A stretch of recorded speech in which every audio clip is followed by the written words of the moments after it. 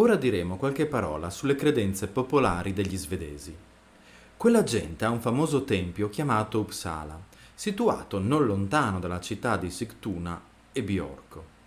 In questo tempio, interamente addobbato in oro, le persone adorano le statue di tre divinità, in tal guisa che il più potente di loro, Thor, occupa un trono al centro della camera. Wotan e Fricko sono posti ai suoi lati. Il ruolo di questi dei è il seguente. Thor, si dice, presiede l'aria, che disciplina i tuoni e i lampi, i venti e le piogge, il bel tempo e le colture. L'altro, Wotan, amministra la guerra e conferisce all'uomo la forza per combattere i suoi nemici. Il terzo è Fricko, che dona pace e piacere ai mortali. Vicino a questo tempio si trova un grande albero con diversi rami, sempre verde, sia d'inverno che d'estate. A quale specie appartenga, nessuno lo sa.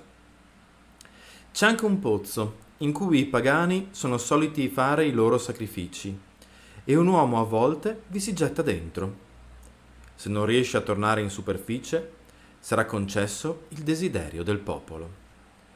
Una catena d'oro gira intorno al tempio, è appesa a partire dal timpano del palazzo e invia il suo scintillio da lontano a chi si avvicina, perché il santuario si trova su una superficie piana, con montagne in prospettiva, come in un teatro. I sacerdoti hanno il compito di offrire sacrifici in nome del popolo. Se la peste o la fame minacciano le loro terre, un'offerta viene versata per l'idolo Thor. Se infuria la guerra, a Wotan. Se vengono celebrati dei matrimoni, a Fricko. È consuetudine presso Uppsala svolgere una festa generale di tutte le province della Svezia a intervalli di 9 anni. Nessuno è esentato dal parteciparvi. Re e tutti devono mandare i loro doni a Uppsala. L'entità del sacrificio avviene in questo modo. Di ogni essere vivente maschio offrono 9 teste, con il sangue necessario per placare gli dei. I corpi vengono appesi nel bosco sacro che confina con il tempio. Feste e sacrifici di questo tipo sono celebrate per 9 giorni. Ogni giorno offrono un uomo con altri esseri viventi, in un numero tale che nel corso dei 9 giorni saranno fatte offerte di 72 creature. Questo sacrificio dura circa il tempo dell'equinozio di primavera. Queste sono le parole di Adamo di Brema, che nell'undicesimo secolo racconta il sito di Uppsala. Oggi parliamo della visita della Fara al sito di Gamla Uppsala.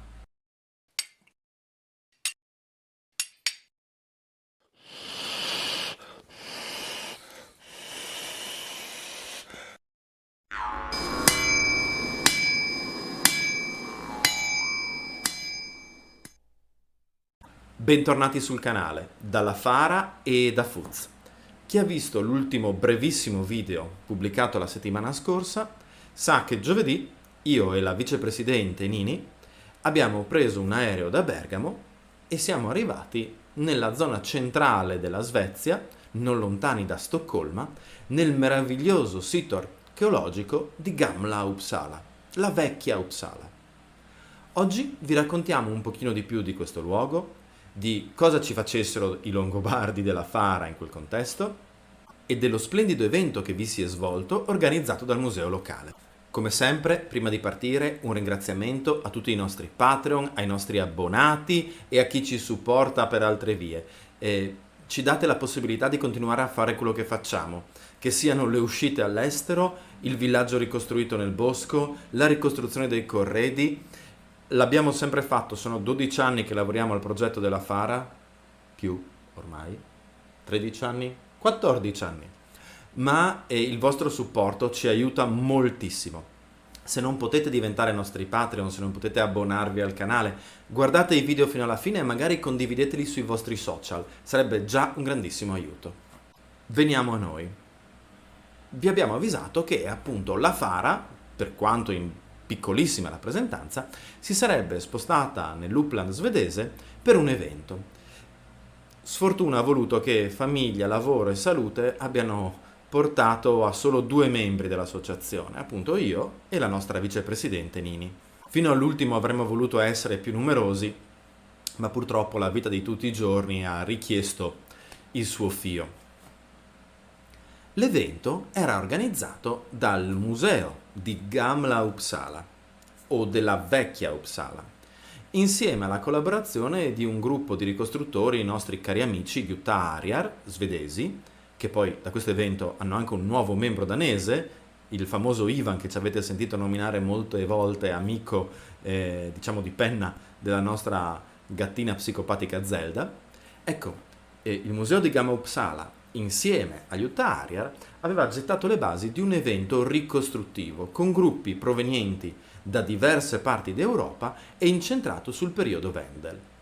Il periodo Wendel va dal 550 d.C. al 793.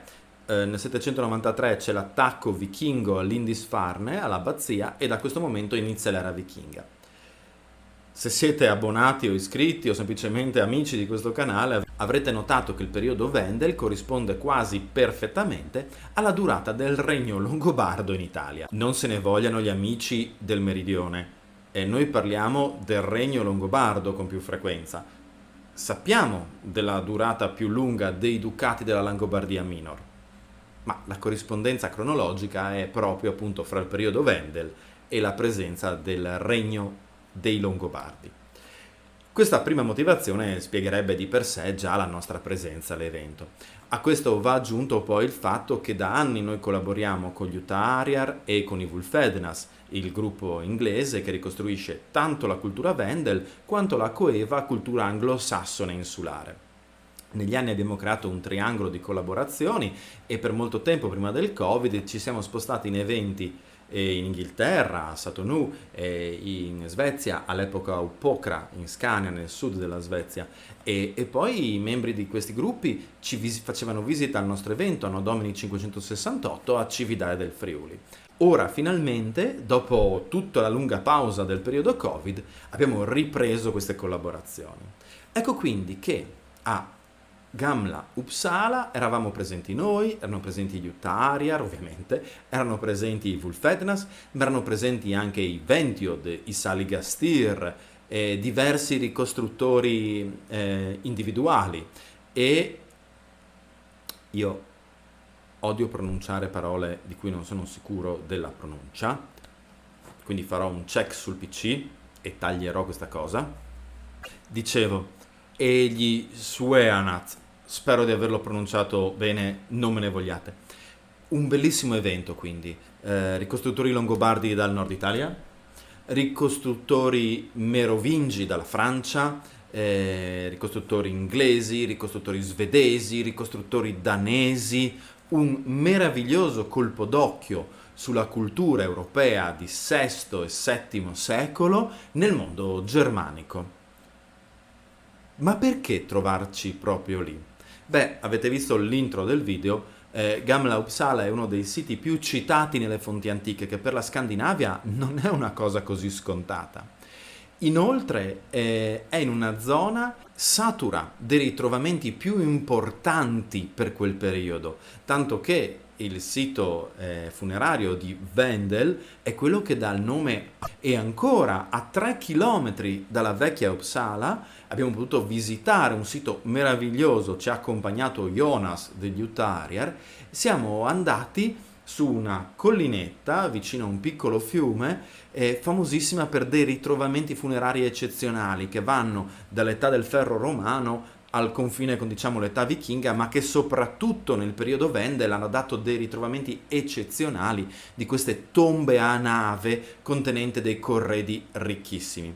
Il sito in questione si scrive, noi in Italia di solito lo pronunciamo qualcosa come Vasgarde oppure Vasgede, ma in realtà il buon Jonas ci dice che si pronuncia Ok, Valsgärde. Capite quindi che questi siti sono fondamentali per definire la cultura materiale di VI e VII secolo della Scandinavia e i suoi rapporti con il mondo più a sud. Gamla Uppsala di per sé doveva essere il centro di potere privilegiato di tutto questo territorio. È caratterizzata dalla presenza di numerosi tumuli, che voi avete già visto in uno short che vi allego comunque per chi magari non l'avesse visto, e alcuni di questi tumuli, in particolare 3, sono noti come tumuli regali per le loro proporzioni. In più il sito doveva essere un sito religioso, come viene indicato non solo, ma come abbiamo sentito da Adamo di Brema, e in più le indagini archeologiche hanno mostrato come fossero presenti dei siti di potere, dei palazzi imponenti realizzati su terrazze artificiali per estensioni di diverse decine di metri. Doveva essere veramente il luogo che amministrava un fulcro economico, politico e religioso della Scandinavia centro-meridionale. Eccezionale, un posto meraviglioso. Il sito da visitare è bellissimo. Se ci spostiamo un attimo al di fuori del contesto legato strettamente al dato archeologico, le sensazioni del camminare fra i tumuli sono meravigliose e l'evento a sua volta è stato splendido. Aggiungerò a questo video alcune foto, alcune mie, alcune di altri ricostruttori che però ovviamente citerò. Il sito è veramente splendido e l'evento, anche se nelle foto ufficiali può sembrare essere stato soprattutto una grande sfilata, poi vi spiegherò perché, in realtà sono stati 3 giorni di didattica pazza e disperatissima. Un pubblico appassionato, un pubblico interessato che veniva sapendo di cosa voleva sentirsi raccontare, che faceva domande, che incrociava le didattiche dei vari gruppi chiedendo a un altro lo stesso argomento dal punto di vista differente. È stato bellissimo potersi confrontare, mostrare come ad esempio Dave Roper, il ricostruttore di tutta la parte di gioielleria di Wulfednas, ci avesse regalato di recente la ricostruzione di 2 pezzi famosissimi di Cividale, il Cavaliere, simbolo del museo, e una crocetta funeraria. Ecco, utilizzare queste ricostruzioni per confrontarle con la tecnica realizzativa dei pannelli decorativi degli elmi Wendel, o parlare di come i bacilli copti di provenienza medio orientale si possano trovare tanto nelle tombe di VI-VII secolo longobarde a Cividale del Friuli, e non solo ovviamente, quanto nei contesti funerari come quello di Satonou in Inghilterra. Un evento bellissimo che ha dato tantissimo spazio ai ricostruttori, addirittura più di quello che noi eravamo riusciti a dare ad Anno Domini 568. Anch'io ho parlato per 3 giorni, con 2 interventi, il primo e il terzo giorno, inerenti alle origini dei Longobardi, il legame mitico con la Svezia e le varie letture che si fanno su questo tema, e nel secondo invece inerente al nostro progetto ricostruttivo della Grubenhaus longobarda, perché confrontandoci poi con un archeologo locale, Jonas, un altro Jonas, simpaticissimo, molto attento, fornitore di grandi PDF e articoli, discutevamo di come sotto il sito dell'attuale museo fossero state indagate proprio delle Grubenhaus del periodo dello splendore di Gamma Uppsala. Capirete quindi che questo contesto è veramente eccezionale, sia dal punto di vista nostro di ricostruttori, sia dal punto di vista del sito di per sé. Come sempre io vi lascerò in descrizione dei link a degli articoli, molti di questi sono in inglese quando va bene. Vi ricordo che articoli in svedese, in tedesco possono essere intelletti abbastanza bene grazie ai potenti mezzi fornitici da Google Lens. Se voleste degli approfondimenti in italiano all'interno tra l'altro di un contesto molto organico e discorsivo, torno di nuovo a suggerirvi il Barbaricum, l'enorme monografia scritta dal nostro amico Marco Valenti, docente di archeologia medievale all'Università di Siena, che credo sia l'unico che in Italia tratta il tema del Barbaricum in maniera così sistematica. Tra l'altro fa parte della meravigliosa collana che noi vi abbiamo consigliato 1 milione di volte, Archeologia barbarica, che ha alle sue spalle l'Università di Milano e il Museo Archeologico Nazionale di Cividale. Ecco, credo che ora possiate capire un pochino meglio l'importanza di questo evento per noi come associazione, riniziare a collaborare con questi grandi ricostruttori esteri, e per il pubblico perché l'offerta didattica, l'offerta di approfondimento era oggettivamente di altissima qualità. E sì, una volta tanto non eccedo di modestia. Come facciamo didattica noi in Italia? Non la fa nessuno. e tutto era splendido. Queste immagini che io monterò poi successivamente fanno tutti riferimenti a corredi eccezionali, a ritrovamenti che hanno fatto la storia, che hanno definito delle epoche. Questo è il genere di eventi che, se il prossimo anno o fra 2 anni, adesso la questione è un po' da vedere, foste in giro per Europa per le vacanze e foste veramente interessati a approfondire l'Alto Medioevo, è il genere di eventi che fa per voi. Vi lascio con un prossimo appuntamento che si svolgerà il terzo weekend di luglio, se non sbaglio, quello intorno al 20, a Satonu, il meraviglioso sito notissimo con la tomba del supposto re Redwald, ricostruita dal nostro carissimo amico Paul Mortimer, ma tra l'altro in un contesto paesaggistico meraviglioso. Se foste in Inghilterra, passate a farci un saluto. Non sappiamo ancora quanti di noi riusciranno a salire per le solite questioni, ma sarà un'altra versione di questo format a noi tanto caro. Ricostruttori che raccontano la storia attraverso le loro ricostruzioni in siti di altissima importanza simbolica e archeologica. Scusate, spero che non si noti troppo il fatto che questa parte del video è stata registrata successivamente. Mi ero dimenticato, preso dall'entusiasmo, dello spiegarvi come mai le foto ufficiali dell'evento sembrassero appartenere più a una sfilata.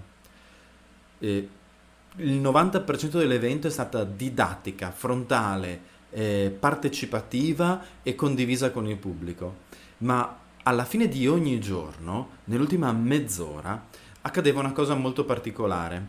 I ricostruttori, in particolare gli armati, si ritrovavano alle porte del museo e guidati da Paul Mortimer col suo corredo di Satonu, quindi da Re Redwald, raggiungevano le pendici del primo dei tumuli regali di Gamla Uppsala.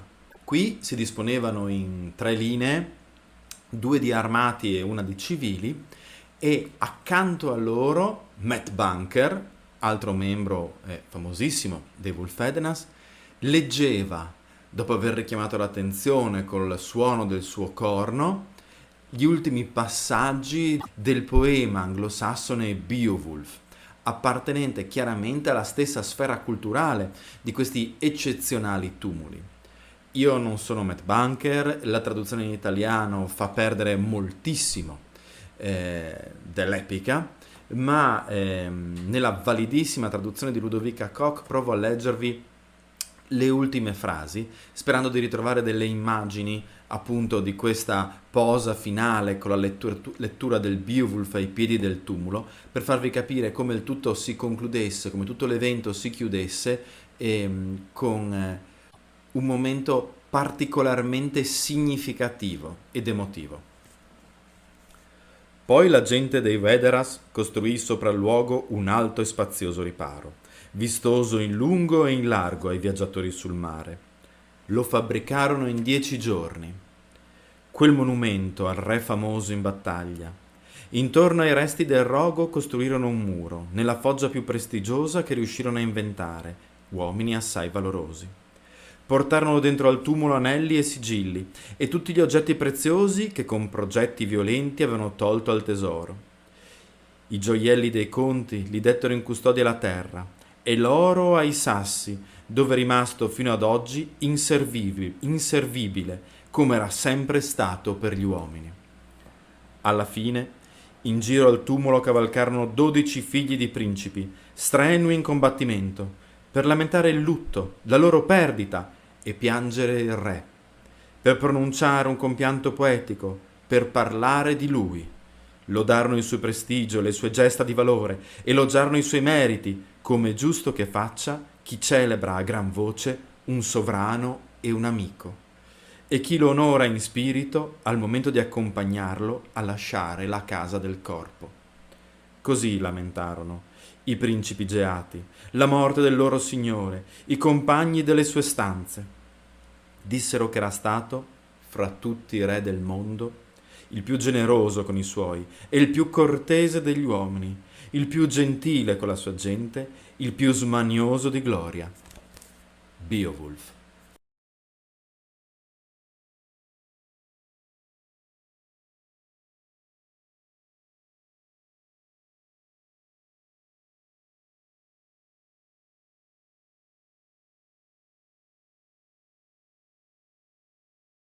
Speriamo di avervi incuriosito tanto, speriamo che, anzi, spero di aver lasciato trasparire l'entusiasmo per questo splendido evento che sprona me, ha spronato Nini e sprona anche gli altri membri dell'associazione che l'hanno visto a distanza, a fare meglio e a fare di più. Seguiteci e vediamo se riusciremo a fare meglio e a fare di più. Mandi!